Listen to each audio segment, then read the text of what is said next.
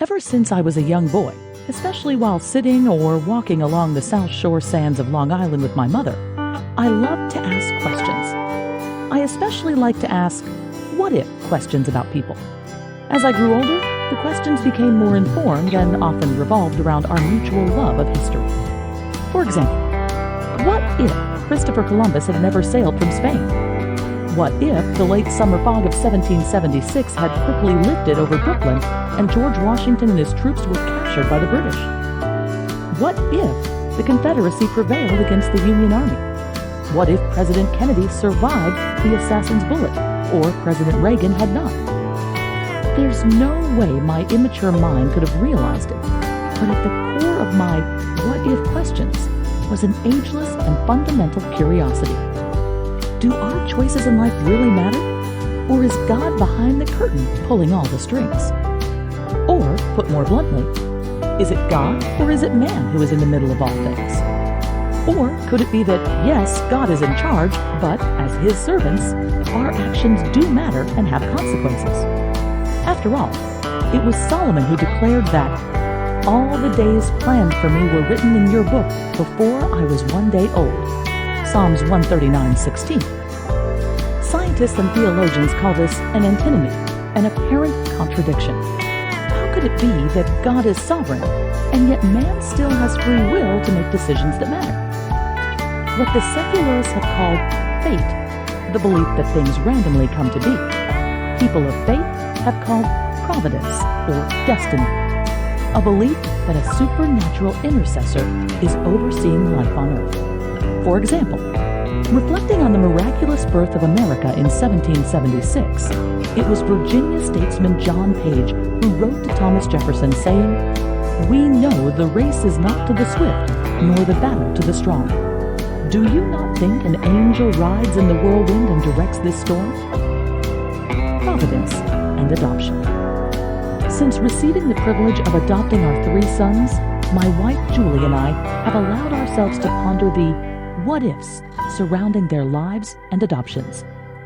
What if their birth mothers had not chosen to courageously carry them to term? What if they had chosen someone else to adopt them? What if they had decided not to make an adoption plan at all? All of these questions, some admittedly haunting ones at that, led me to start pondering the what-ifs of other well-known adoptees. For example, what if John Hancock had become a pastor instead of a politician? What if Nelson Mandela's adoptive father didn't have deft leadership skills that rubbed off on his son? What if Steve Jobs had been adopted by a couple in Florida instead of one in Silicon Valley?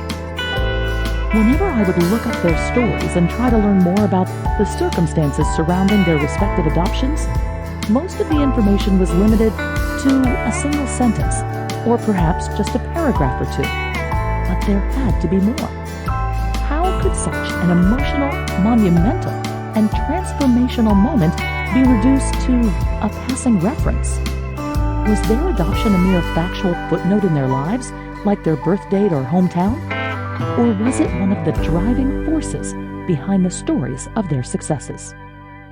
In the following pages, I believe you'll see that every single one of the individuals profiled didn't succeed in spite of being adopted or intimately cared for by someone other than their biological parent. They rose to their level of accomplishment in no small part because of their adoption and relationship with their new parent or parents. In fact, their adoption didn't just change the course of their lives and the families who embraced and loved them.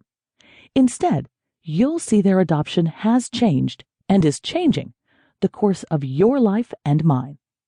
You'll also see, I hope, that adoption, like life itself, is a gritty and often imperfect process. It's nothing like you see in the movies, watch on television, or even read in a best-selling novel. Indeed, it's far more dramatic because the stories you're about to read are true and involve real people who made and are making a significant difference in the world.